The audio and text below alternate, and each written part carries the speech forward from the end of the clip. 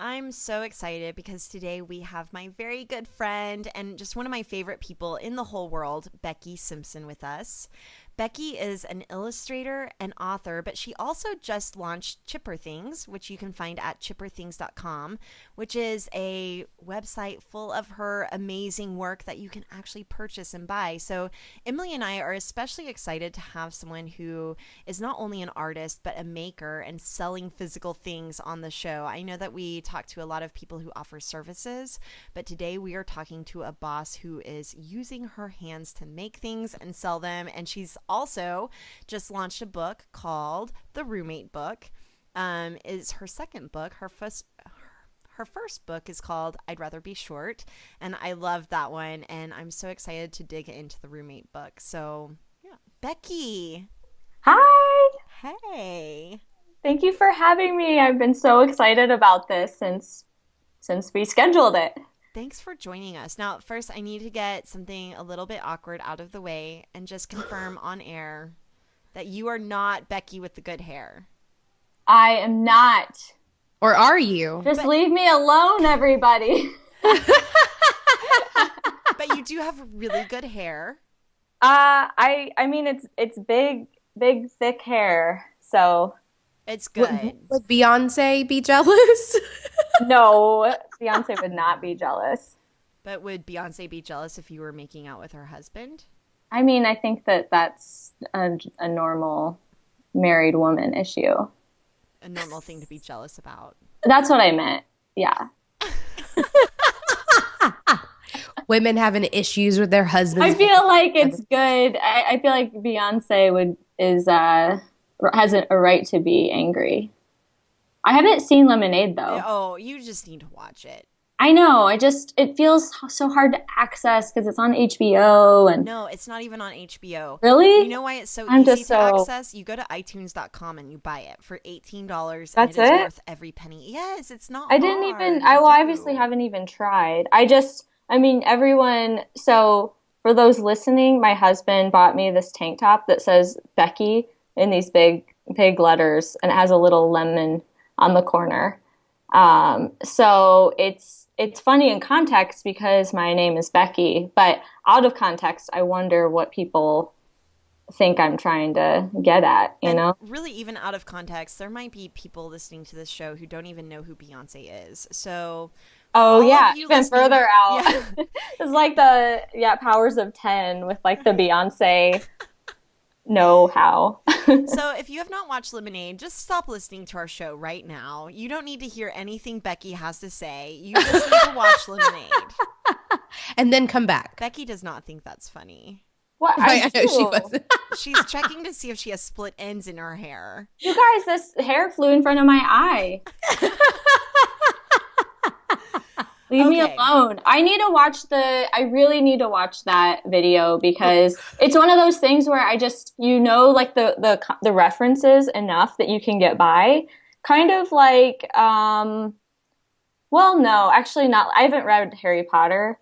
I haven't And either. and I kind of like now at this point that I've gone so far to where I don't have to read it. I don't Well, like like the it. girl who didn't read it. And I know that's kind of dumb. Like I like to read, but it feels like it's too late. So I just started reading the first book of Harry Potter. I like how I'm so excited to have an illustrator, an author, and product maker who just launched a line that she's selling on our show, and I'm talking about Lemonade and Harry Potter. But these are important They issues. are.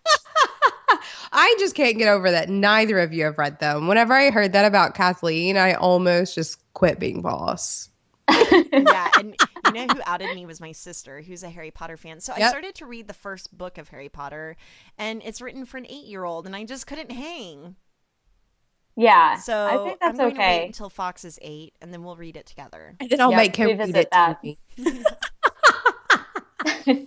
Okay, so Becky, thanks for joining us. We're Of so glad to have course. you here. I am honored to be here. Now, I know a little bit of your story, but I really want to hear how you went from, well, how you really became an illustrator. That seems like a really scary career choice. I mean, I remember even going to art school and graphic design school. My dad was like, "You're going to be selling pencils on the side of the road. Like, what are you thinking?" And I feel like illustrator is even really even more of an accomplishment to tackle this day and age.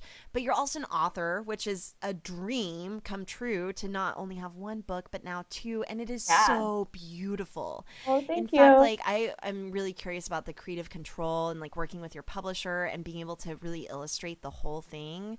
I got to flip through it today and it's so like I just love your illustrations. So I want to talk about like all these things combined and how did you get to where you are right now?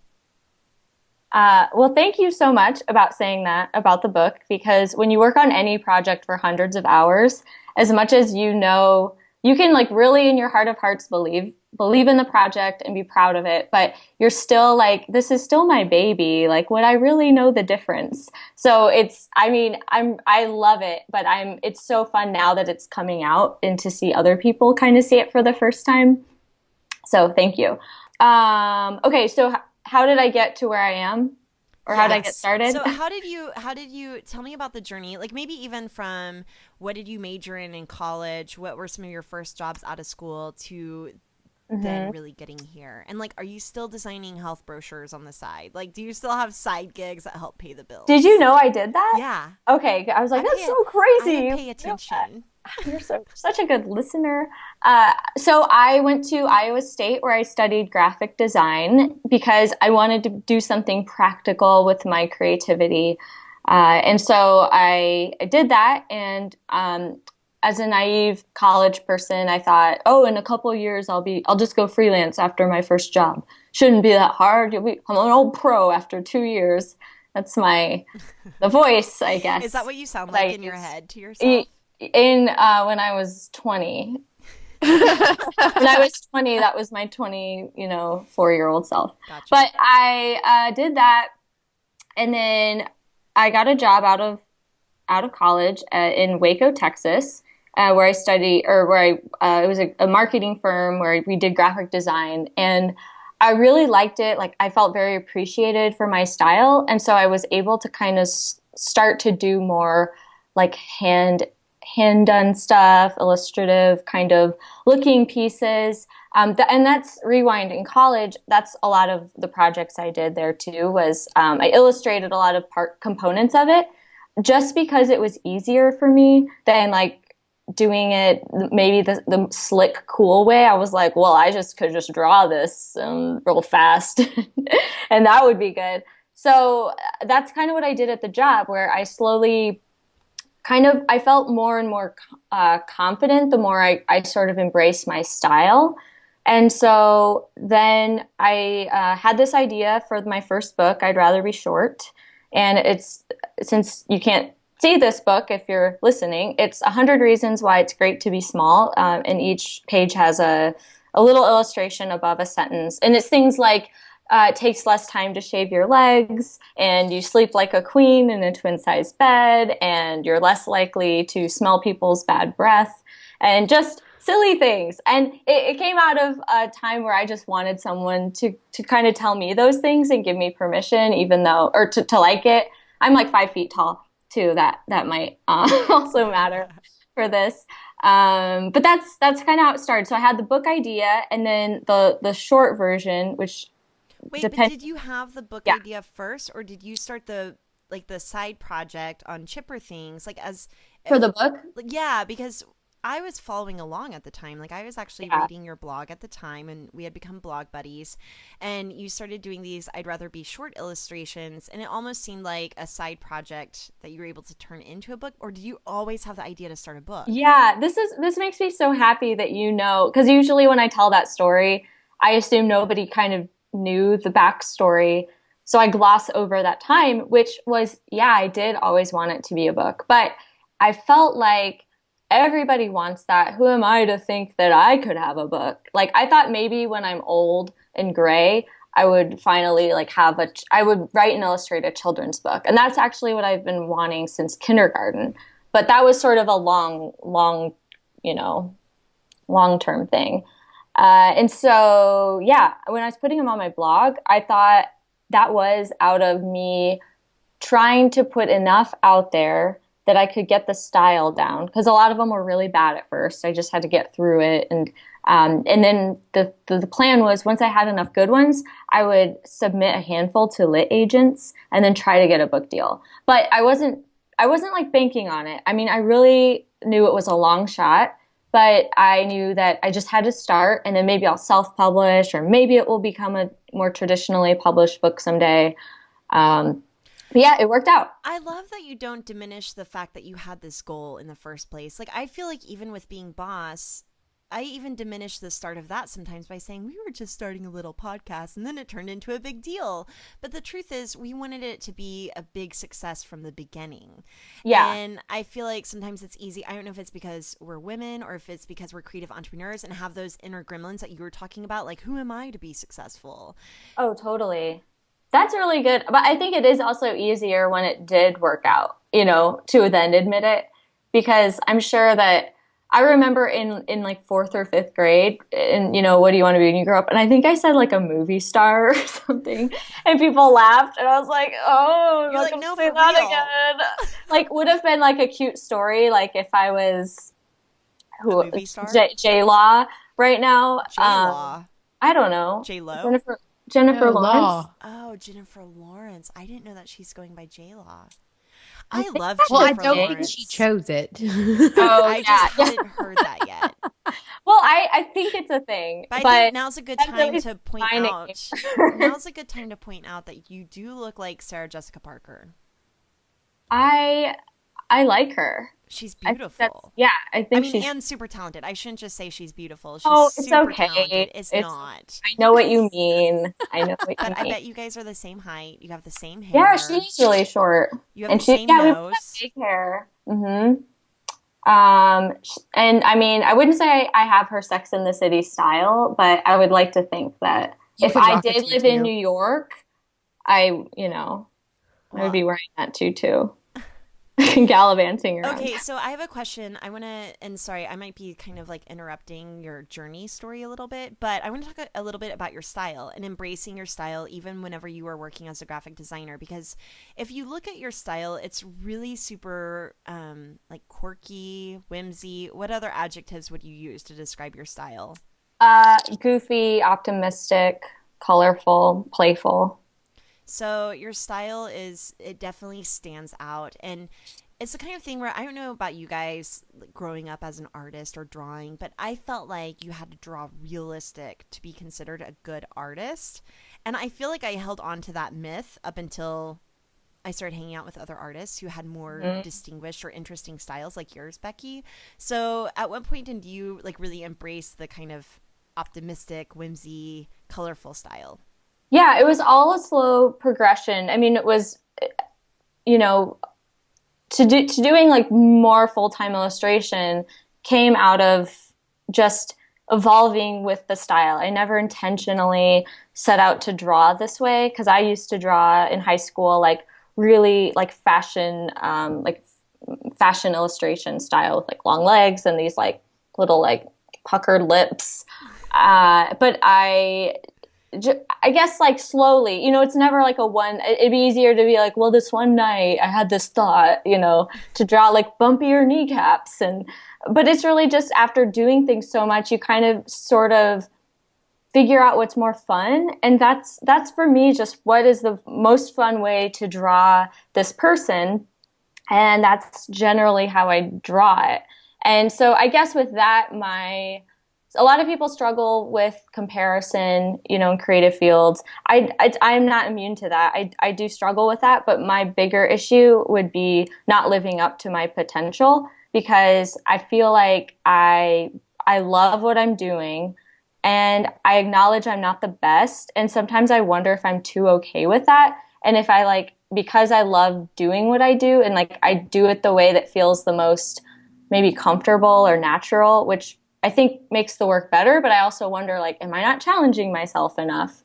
Not that it's not a challenge. It's definitely a challenge. But yeah, so Okay, that's a thought that I have. going back to Chipper Things and drawing the process of I'd Rather Be Short. So you had gone out to make a book and you thought I had this idea, but you were still kind of working through the process in real time. I Yeah. think that that's so cool. Like, so not only have you given yourself permission to not be the best, but to really kind of hash that out in front of a live audience. Do you still feel like you're doing that a little bit? Is that I just feel like part of the creative process? Yeah, to some degree. I kind of feel like now I have a clear idea of what I want and where I'm going. I want to be open to the evolution of it and the change and the hiccups and all that stuff, but it doesn't feel as vulnerable as it did in the beginning, only because I think the more you do something, it's just like getting older as a human. Like, art aside, I mean, I'm sure I would love being short at this point without having gone through the process of making a book, just because I've gotten older, and more mature and comfortable with myself. And I feel like it's like that with art a little bit too. But I'm still never, I still always feel like I'm not content with what I'm doing. I think, do you guys feel like that? Or do you feel, it's a weird Totally, but it's so kind funny of coming from like position. it's funny coming from different fields, because I feel like you and I have even Skyped about this before, Becky, but like whenever you got the Adobe residence, which is maybe something that we should touch on, but basically you ended up getting an Adobe residency for a year, and we'll explain what that means in a second. But you talked about imagining your life as this ideal day that you can now live out in real time, which is like waking up to the sun and going down to your studio, which is now all of a sudden like this beautiful work shed in your backyard, and you're just drawing all day. And to me, like, and I look at this roommate book, and it looks like it was so much fun to create. Like, I cannot imagine an ounce of angst in this, even though I know I should know better, but like I can't see it. So it looks like your life is just perfect, and that you're just drawing cute little funny whimsy art, letters, people all day long, flow charts all day long. You're You're so just living easy. the dream. I bet you never cry. Oh my gosh. I start to cry more now at random times, like in movies more. But I did, before the Chipper Things launched, I had some breakdowns because I was just so stressed out. I know this isn't the point of all of that you just said, but I do feel like when I do have those moments, it's like, I think that maybe that means I'm onto something, because I'm so invested that I'm like breaking down, because it means that much to me. Maybe that's how I justify it. But the roommate book was a lot harder than the first book. Even though I created this mantra for myself that was, if it's not fun, you're doing it wrong. So nobody was making me put in this like spread that was, I'm trying to, just something that was kind of took extra research, or by the time I sat down to do it and just didn't feel right and good and fun, no one was making me do that. So that gave me permission to just scratch it and draw like terracotta pot designs, even though the terracotta pot designs, that's funny when you say it all together.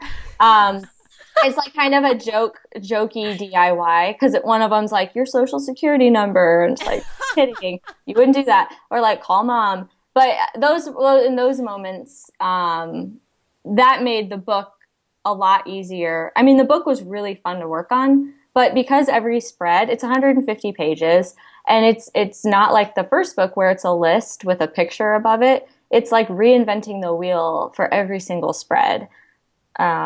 I feel like I want to mention real quick that, well, Emily, do you have anything to say about like the creative process and feeling like you suck? Wait, is that why you're crying, because you feel like you suck, or are you afraid of failing or not living up to your potential? Or do you just have estrogen in your body? I think, I mean, honestly, I think it was just being overwhelmed with just having too much to do and feeling like in those weak moments of like, why didn't I design these note cards already? Stuff like that. But I mean, I feel like the thoughts, the self-doubt stuff is more of like a creeping in kind of thought. It doesn't really hit me all at once. It's like if I'm working on something too long, but I think lately whenever I'm crying, it's like regretting every decision I ever made. Like, I have somehow picked the completely wrong path. Why didn't I just become a makeup artist? Or why didn't I become a doctor. That would be so much But- easier. Which I'm laughing. I'm laughing, you guys, because like obviously it's not, but there are moments where even as an artist, you start to think like why did I have to pick something that I have to think so hard about and care so much about? Like why couldn't I have Yeah. just picked a job?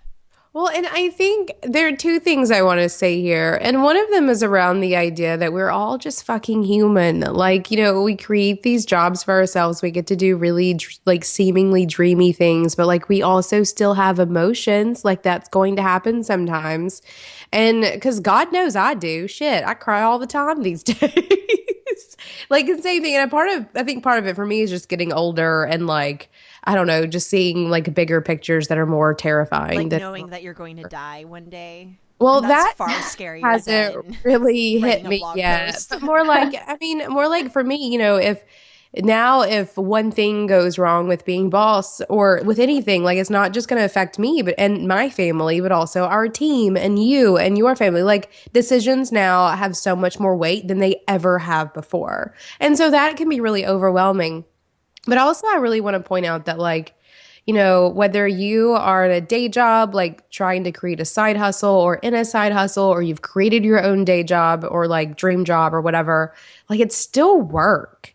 And like, granted, like I'm very thankful that none of us are like having to do like hard physical labor. Like we've created these jobs for ourselves where we get to use our brain and our hands more so than like our physical bodies.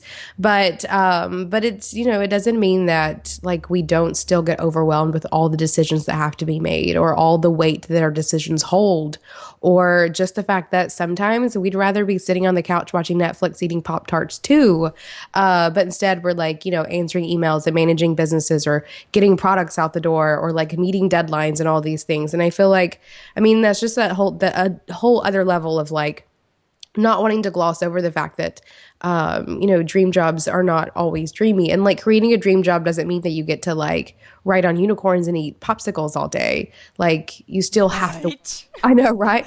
Surprise, Kathleen. It still work. And I think whether you're an illustrator, illustrating your own book and it's really dreamy and adorable and fun, or you get to just sit on a podcast all day and talk, or like whatever it is, like there are still like grown up things that come with weight and emotions that go on. And I feel like, I don't know, I don't want us to be the podcast that makes it sounds too fluffy, because it's not.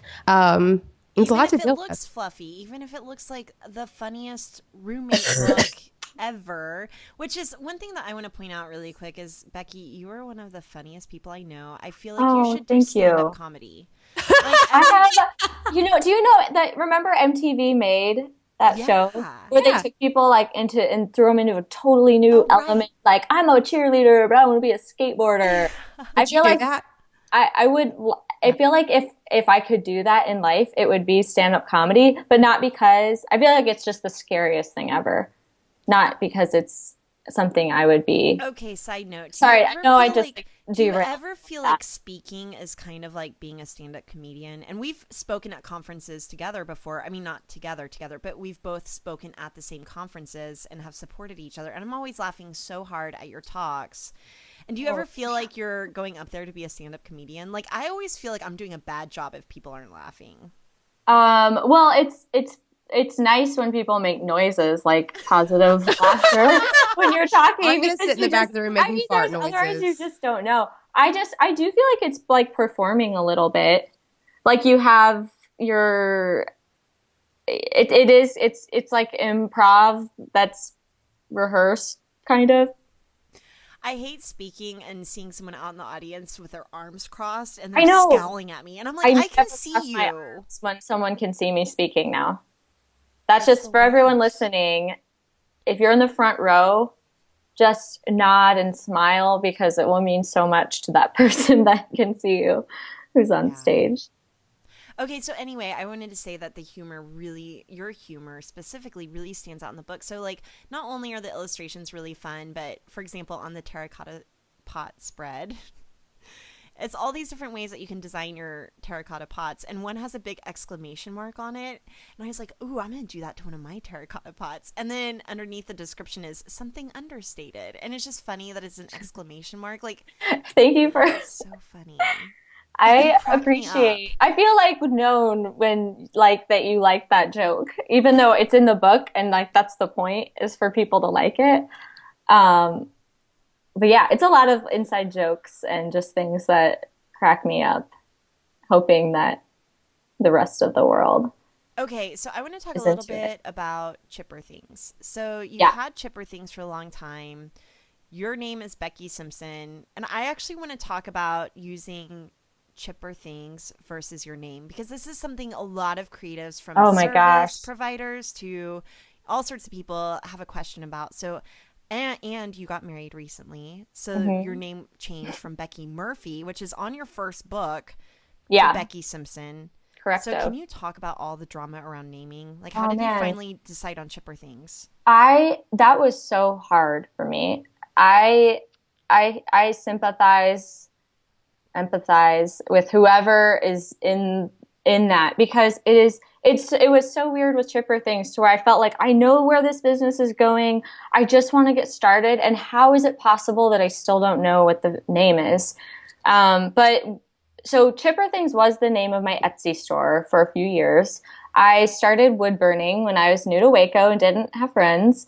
So I had this little Etsy store called Chipper Things, just like a punny name, for wood. And then the name just kind of stuck on the blog, and it's always really made sense for my work, even though it's not involving planks of wood anymore. But I kind of had this feeling. So during this creative residency with Adobe, Okay, I wait, can we spent. pause for a I know. second? I feel like I'm going all these. No, Yeah. like so you moved to Waco, Texas, you're lonely, so you're like I'm going to create art on wood. Well, that's like the way that it gets retold. It's really like I was in Hobby Lobby one night, and then I saw the wood plank and then a wood burning pen. I was Okay. like, oh, this looks like a good Friday night activity. So I did it, and then I started making more and And you were like selling. I better sell this. Yeah, exactly. Gotta That's how all get that Etsy money. stores. That's how all Etsy stores start. Hobby Yeah, With a Friday Lobby, night in Hobby Friday Lobby. yeah, night, yeah. do This is good or not good, and make lots more and sell them. Okay, so really Adobe Residency. so for the last year, Adobe, I've been in this residency. It just ended, and Adobe sponsored me for a year while I worked on passion projects full time. So my projects were finishing the roommate book and designing and launching Chipper Things. I did other stuff too, but those are like the main things. So because I spent all of this time and with the store really like redoing. I mean, it's over 70 products now. So it felt like I needed like a new name almost to go with it. And I was like, is Chipper Things too kitschy? Is it too like I wanted it to be like cool and grown up. And so I went through like hundreds of names, and at one point I decided on Loop and Line, and I have the domain if anyone wants it. So when I would tell people like, oh, I got the name of my store, and like, oh, cool, what is it? I'm like Lupin Line, and they're like, what? I'm like Lupin Line, like, and it felt like the rural juror from 30 Rock, like I was like, no, I know what this means. If I have to repeat it, I can't use it. So my I one of my mentors, Nick Annette Miller, she was with Tatley. We talked often, and she was like, why don't you use Chipper Things? It's perfect that you already have it.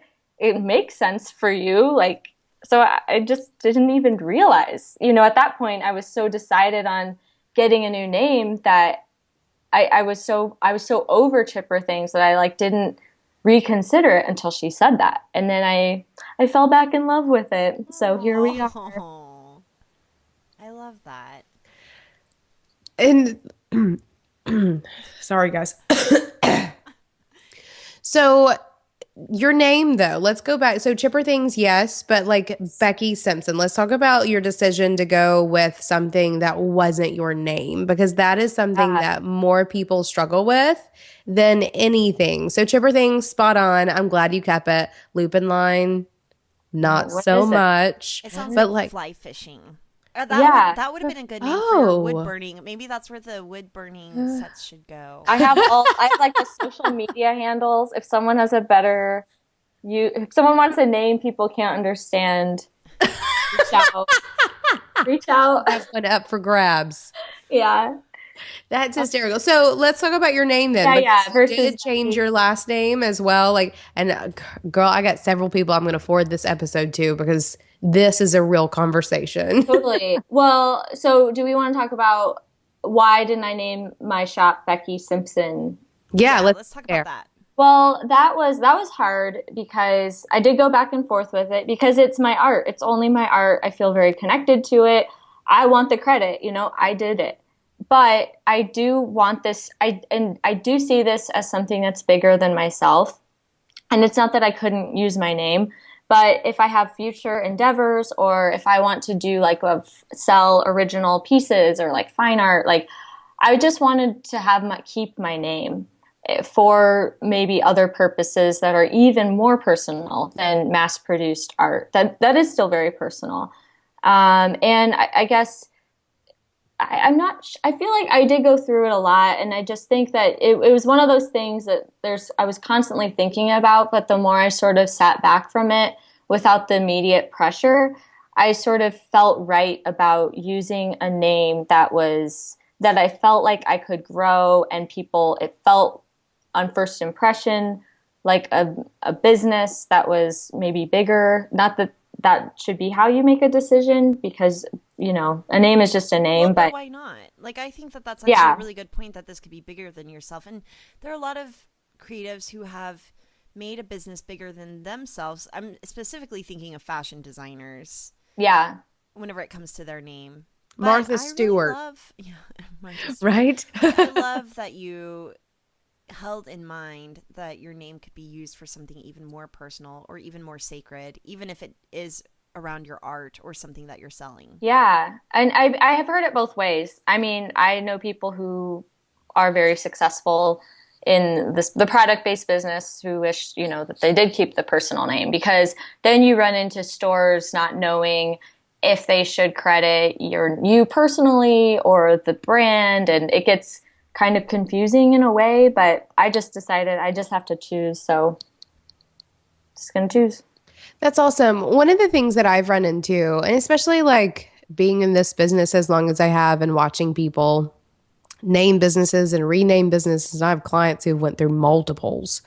But one of the things that I've seen is like almost this ebb and flow of what you name things. So like you will sit tight with a personal brand until you've created something that can stand on its own.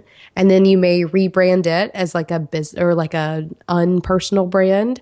And then your personal brand goes on to do something else. And I think that like that almost that separation is, I mean, it's something you have to grow into or you simply choose and do it. But there is this funny little ebb and flow that I keep seeing where you do start doing something and you grow it to be this like freestanding thing almost. Mm-hmm. You can set it aside and either let it continue to grow or close it down as especially as like multi-passionate creatives go from one project to the next.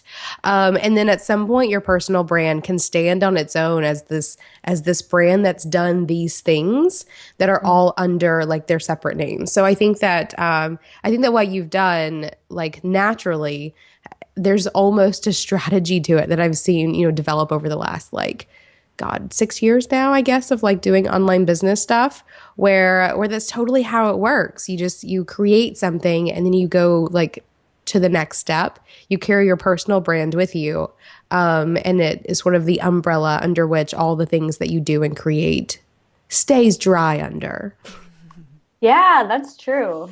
That's well said for how it feels like it goes. So I'm curious, what advice would you give to bosses who are wanting to dip their toe in illustration or they're wanting to maybe write their own book or launch something new? I want to get back to Chipper Things though, because with 70 products, like okay, hang on. What's your question, I Kathleen? want to ask that question first. I want to ask about Chipper Things first, and I want to end on what advice would you give? So let's talk about Chipper Things really quick. So you launched with over 70 products, is that right? Yes. And they include things like prints. Prints, cards, notebooks, pins, bandana, totes. There's a pen, your pen I need. I need The that Girls Gone bandana. Mild. Yes. There might be some mail Oh. coming Oh. your way. Oh, nice. So Just So keep our eyes on the mailbox. saying there might Yes. may or may not be. I don't know. Okay, but what goes into like logistically having a store where you're selling things? Is someone else okay, do you print the things on demand? Who distributes it? Are you doing all of it yourself? No, I mean, I'm the boss, so I have to figure out how everything happens. But I have a fulfillment center. I have so those products that I listed earlier, I wanted to do a zillion different kinds of things: pillowcases, tea towels, decals. Like I had to scratch a lot of things because when you're working with all these logistics, that's just way too much to manage for not having done this before. So I have these different people who are producing the goods, and then they go to my fulfillment center in Iowa, and they package everything and Is it store your it. mom and dad? Are your mom and Oh dad my your gosh. fulfillment center? No, but what if they were? That would be, I don't know if they just wouldn't, I guess, because they have jobs, but it sounds really sweet, like a really nice note of like childhood stories and stuff on everybody's order. Well, actually, that's partly why I chose this place. It's called Cedar Graphics. Shout out to them. And they are, so I'm from Iowa originally. And I was getting quotes and thought, well, if I'm going to get quotes outside of Austin, where I live, I should go to Iowa just in case I could just write it off for business when I need to go visit, or I'm already going to be at home. And so like I can visit this fulfillment center. I mean, there's a million places I could have picked, but it just made sense to me to support the home state and do it close to home. But they ship everything out. Another behind the scenes question. Are you really launching Chipper Things and the book and all of that?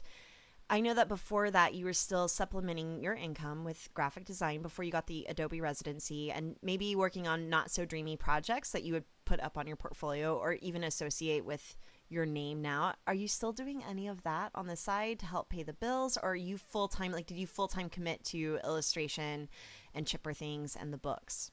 That's a great question. So for books usually don't make enough money to be your income. For traditionally published, I mean, they can do well. And this is not speaking for everybody, but even people who are like very, very successful, like it's still book advances and royalties they're not like your full-time job for a lot of people, not for me. So you have to also get a job to pay your bills. So Chipper Things is my main focus, but I am taking on, the residency just ended, so I'm starting to take on some illustration work on the side too. But the shop is the main squeeze. But is there anything that you're saying no to now that you maybe would not have said no to before? Yeah. Yes. Yeah, it's really just, I mean, well, it's a lot of things, but the store takes a lot of time. Yeah. So, and I want to do that right. And then do you feel like it's worth that investment though of time? Like even if you're not making super bank, you can still pay the bills and really focus on like investing in your business with your own time and energy, right? Yeah, I think that I mean, I guess it's just everyone's situation's different. So at the end of the day, you have to pay the bills and make it happen, make it work. But if you can spend the extra time on the business, like play the long game with it, that's great. But it's not everyone's option. I guess I'm especially thinking about some of our listeners who might still be working a day job and trying to build their creative business on the side.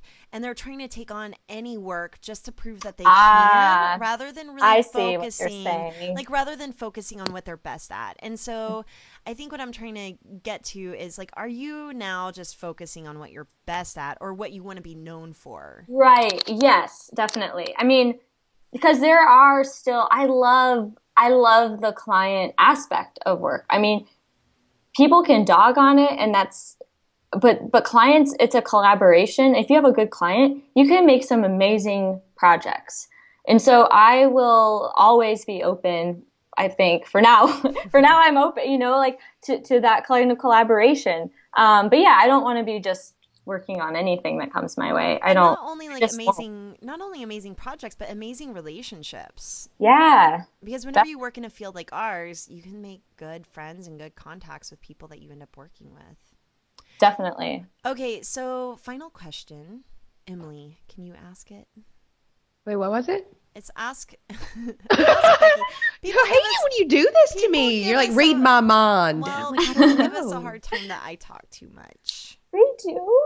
Yeah. In like a mean way, or I'm just like, whatever, a, just here's just feedback. do it, No, more like in a Kathleen. sweet way where they're like, "Oh, I want to hear Emily ask the questions." Oh. Right? They're in Kathleen's brain. She's just going Okay, at it. so our final question before we wrap up here is if you had any advice for someone who is wanting to start a career in illustration. I had no idea that was the Yeah, question. because I said I have two questions. I'm gonna start with super things and then the advice question. Right. Okay, go. I'm sorry. That No, was you're fine. unfair. That was unfair to you, Emily. It's fine. Just do it, honey. So, Becky, I have one last question before we let you go, and that is if you have any advice for someone who is really wanting to start their career in illustration or just follow their passion making art or writing a book, whatever their creative career might look like, what advice would you give to someone who's maybe having a hard time just getting started? I think that starting is the hardest part. So if it's hard for you, then you're doing everything okay. That is normal. I think that having sort of a project you have to complete, and so you have that kind of accountability, is really important because then it builds momentum for you even before you have any accolades or praise. So things like the 100-Day Project from The Great Discontent and El Luna, they do that. So it's just you do a thing for 100 days and post it on Instagram, or you don't have to. Or you could do like a little, just completing a series of the thing. Or I think a lot of times when you can put it into a chunk of time and do it every day for that amount of days, I think that's really attainable because you're not committing to doing it forever. You're just saying for 30 days or whatever. So I think that's a good place to start. I love that because a lot of times whenever you think about what you want to make, you're just in your mind picturing the end goal, like this 100-page book full of really cool illustrations. You're not thinking about the fact that it's really just one illustration at a time, right? And you have to start somewhere. Yeah, totally. I think that you have to start somewhere, and I think you have to change the definition of success for it, and that's huge. Like with the roommate book, working on that, it's like starting a book that's a big task. And so I just started with the easiest pages that were the most fun. Like maybe it was like an Amy Poehler pull quote, like, or something that was just fun for me that I didn't feel like I could possibly mess up. And then you just slowly build on that, and you just do anything. Like doing it at bad is in this instance of the success, just being doing it, it can be bad, and you give yourself permission to make a horrible version of that thing. And then from there, you don't worry about the next part, but eventually you will refine it and get better. But I feel like that's like the best feeling is when I have permission to just fail and make a really bad version of whatever it is. Okay, a couple of questions about the roommate book. So I Yeah. lied. I have a few more questions. Hey, I got the time. Let's do it. Do you have to have a roommate to enjoy the roommate book? That's a good question. I do think I think it's more just having knowing what it's like to have a roommate. Maybe you don't have to have one, but it's probably more enjoyable if you can kind of relate to the roommate life. I'm I actually can totally see myself doing this with David. I know. I feel like there's like bucket lists on there, and because I had the idea for it right before I met my husband, and then I worked on it and finished it not long after we got married. So it's just the timing is funny, like the transition. So now my roommate is Greg, and I feel like a lot of the stuff still applies, like building traditions and should I eat that without asking flowchart, Except Yes. you get to do it at the end of the day or beginning of the day Yes. whenever your roommate's your main squeeze. Exactly. Okay, I want to do some of these projects too. I think it's applicable to kids too. If your roommate is your child, the roommate book Yes. is so fun. I think that Lily's gonna love this one, Emily. I definitely think the pet peeves one will be a page that I will go over with her. It's all about. Actually, David too, for that matter. That's going to be exercise number 1. Yeah, it's a really positive book, but there are some passive aggressive things in there because you really cannot have a roommate book without a few little passive aggressive awards. But I've loved all of my roommates, and so that's why I wrote it from this perspective. Have you shared a sneak peek with them yet? With your roommates? Oh my gosh. I think I've sent them, like, if I did a page that was totally based on an inside joke, I think I've sent it to them that way. But not the full But book. now I'm like, I don't know if they haven't. I know they haven't. You need to send it to I them. need to. And then Oh, make I'm them gonna send open it and read it to you on Skype and so you can see their reaction. Yeah, but just pretend I'm not here. Just be totally natural. It's like I'm not even here. I didn't Right. spend like 18 months working on it. No big deal. They start crying. They're like, this hurts my feelings. No, I feel like it's like very G-rated and happy-go-lucky. Well, it is So I don't have to beautiful. worry about Congrats. I'm Yes. so Thank proud of you. you. Which Thank feels you. almost condescending to say, Um, but it's beautiful. Thank you. I do want to give some credit though to, I feel like we kind of touched on this but didn't talk about it. The publisher for this book is Andrews McMeel, and they have given me total creative freedom. And I know you hear like all different versions of that from authors, like what kind of freedom you get. And for both of my books, I've just been so lucky that they've let me do what I'm best at. And so I just think that's really, so if people are wondering about that, because some people might wonder, like, if you get a publisher, do you have to like sign your soul away? Right. You don't have to. Can you introduce us to your publisher? Yeah. I mean, Of so course. Emily and I are actually planning on writing a book for Being Boss. Yes. And I think we are going to go the self-publishing route for different reasons. And we can do a whole different podcast episode about that. But it would actually be fun to have a traditionally published person on the podcast with a self-published, like all at the same time. That would be really cool. And my agent's pretty awesome too. So you could have like a lit agent perspective. Nice. I like it. So where can our listeners find more of you? Websites, social media, all of it. The book, where All can of they find it. the book? All of it. The book, the roommate book, is available for pre-order right now. It's going to be on shelves June 28th. So you can order it from Barnes & Noble, Amazon, IndieBound, and then available where books are sold. And then Chipper Things is chipperthings.com. And then that's social, Instagram mostly at Chipper Things. And then, do you want me to go down the list? All Keep the things? going. Personal. Okay, the last leg good. of this adventure. And then me personally, Becky M. Simps at the at is before that. This is the social handle. And then BeckySimpson.co is my website with my personal work and all that. Thanks so much for hanging out with us. It was Thank so you for good to see having me. you. I know, this is great that we get to hang out over the internet. I know. The World Wide I We're Web. living in the love the future, internet. y'all. I know, what a time to be alive. Right? We have video, Agreed. phone calls. But thank you so much. This has been so fun. Like I said, I'm so honored to be here and get to share. Thank you for listening to Being Boss. Please be sure to visit our website at beingboss.club, where you can find show notes for this episode, listen to past episodes, and discover more of our content that will help you be boss in work and life. Do the work, be boss, and we'll see you next week.